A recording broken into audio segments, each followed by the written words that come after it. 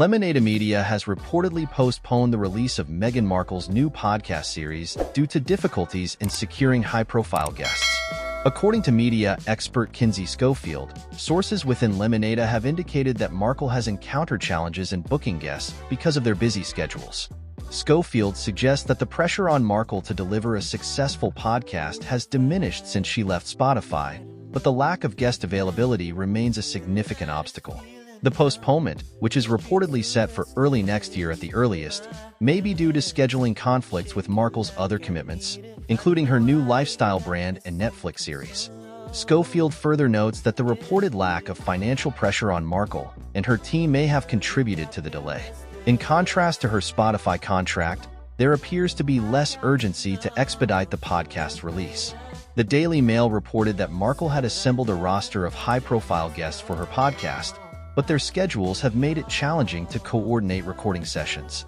Schofield highlights the difficulty in securing A-list guests, as their commitments are typically booked months in advance. Presenter Ian Holmes questions Markle's decision to produce the podcast independently, suggesting that the absence of a larger production team could hinder its success. Schofield acknowledges that the previous podcast had a team of 17 producers and executive producers, and she anticipates Markle will have a smaller team for her new venture. Schofield believes that Markle's lack of experience in the podcasting format was evident in her previous Spotify series. She characterized Markle's participation in the podcasts as revealing her arrogant and spoiled qualities. Schofield also speculates that Markle may have realized the limitations of the podcasting medium in conveying her desired image. She suggests that Markle's lack of interest in continuing her collaboration with Lemonade stems from her inability to conceal her ugly soul through the platform.